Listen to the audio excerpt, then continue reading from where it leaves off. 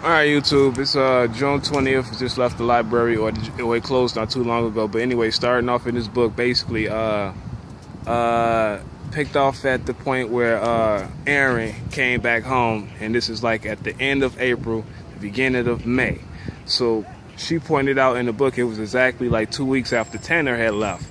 So anyway, he came back and she accepted him back in, even though they had that little argument before that and he had filed for divorce. But she accepted him back. And when he came back, she said he kind of like changed his routine this time. You know, as far as like him coming back and then disappearing, he didn't actually do that, at least not immediately, and he stayed there for a whole entire month. Now, things had kind of changed. I had dropped my glasses. Things had kind of changed a little bit because his son Jonah, you know, prior should call like or he'll call Karrine mom and all that, but Karrine actually made him stop doing that. So he started referring to her as babe, which is the same thing that Aaron would call her. But she was still nice to the child or whatever. And like in the morning, you know, the child, as far as Jonah, he'll come in the room and wake her up every morning. This would be around like 7:30 a.m. And so, you know, she'll take the child, make him a little mini, not even breakfast, but just pour him some almond milk and give him one of them little breakfast bars. And then put him right back in the bed. And around this time, that's when Aaron would get up, and then Karrine would get back up and also get her son ready for school, blah, blah, blah. That was the routine. Now, so everything was going pretty well. Only thing that she pointed out that was kind of like a somewhat of a hindrance is his mom.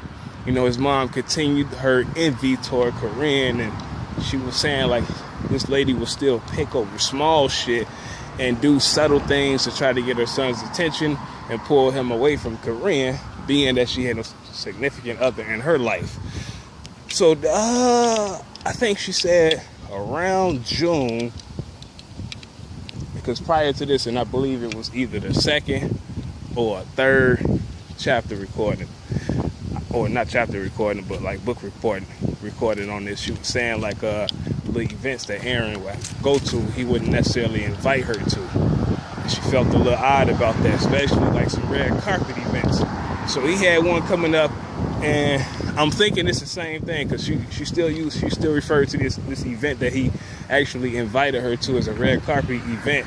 But then after that, she mentioned like the 37th annual Emmy Awards that took place in Las Vegas. So I'm thinking that's like one and the same. But he actually invited her there. Now this occurred in June. Remember, the whole month as far as May, he stayed there and he didn't do any disappearing acts. So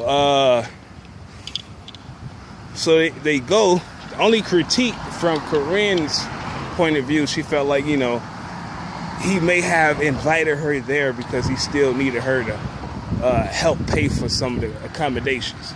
Because they went to a hotel out there, pretty prestigious hotel. They went to a Trump hotel, Trump International Hotel in Las Vegas, which I thought was interesting because I only seen one before, and that was when I was in Washington, D.C. I stood right outside of it. Too bad I didn't have my phone to take a picture.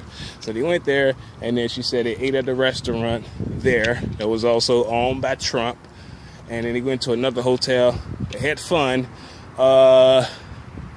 And as far as the children, you know, Aaron's mom actually was nice enough to watch both of them, both Jonah and Naeem.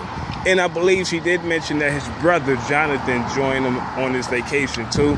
So his children was perhaps watched by their mom as well, Mona. So they went, they had fun, then they came back.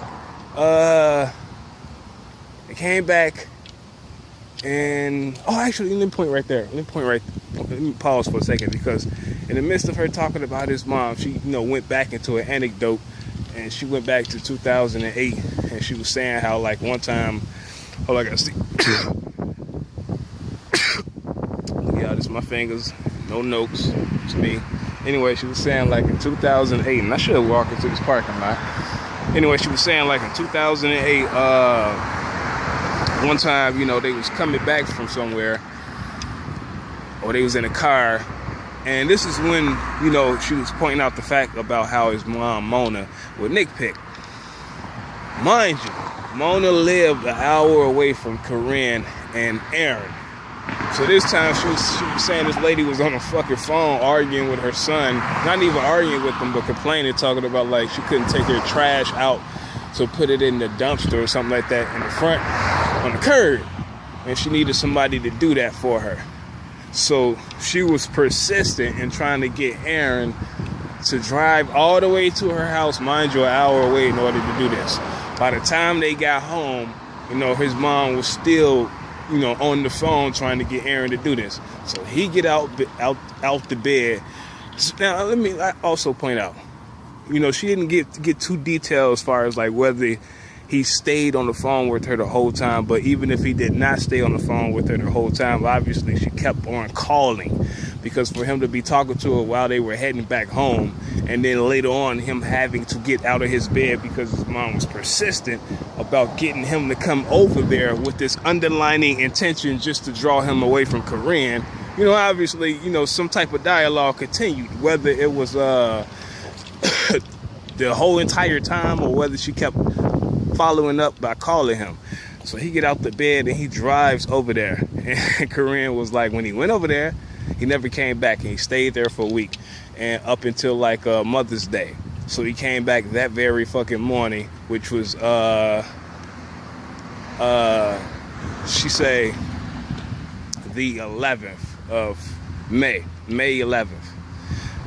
Yeah, May 11th. So came back that morning, and she was pointing out the fact that the only reason why his mom wanted him to do that was to draw him away from Karrine once again. So fast forwarding back into this time, they end up making another trip this very month. This is back 2010 again now. They also went right back down to Las Vegas. Now, if it wasn't June, then it was like in July. But they ended up going back to Las Vegas for a little bit and then coming back. Now, this is when there's a precedent that occurs as far as the whole dynamic between, or the relationship between Karrine and Mona. Up until this point, based on everything she said about this lady in this book, she never really came at Mona direct. She was really passive and shit.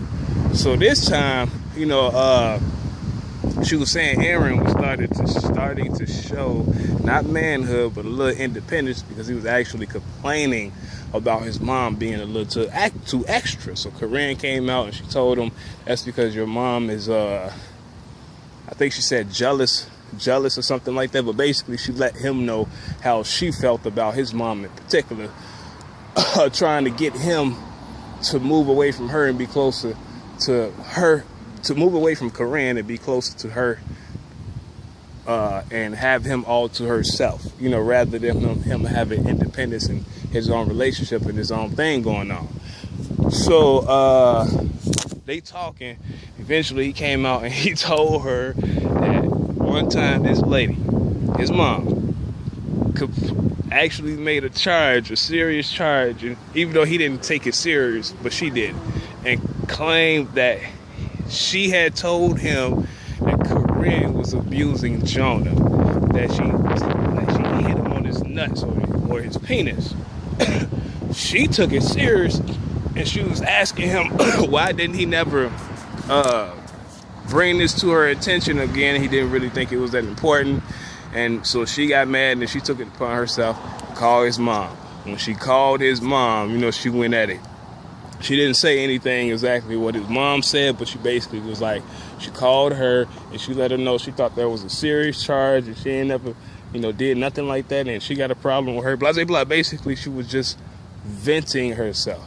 But she did say that after she did that, the whole little relationship changed, and that's when she gained a little bit more respect from his mom.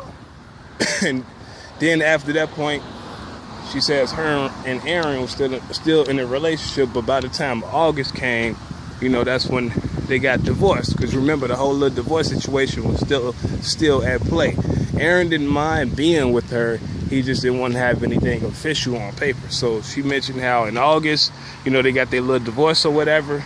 And Aaron started, you know, falling back into his old habits. That's where I'm at so far. So it ain't nothing like too big that, you know, that I can point out. But that's where I'm at so far. So again, go back up here tomorrow, finish, continue the next one. So this is part 5. So tomorrow I have part 6. Again, it's all you know, kind of like side shit until I get back to the regular study that I've been doing. But that's it so far. I don't think I'm missing anything as far as what I read. I got all the important stuff out. So yeah, YouTube. Yeah, have a good one. Again, it's June 20th. Probably like 10 something by now. All right.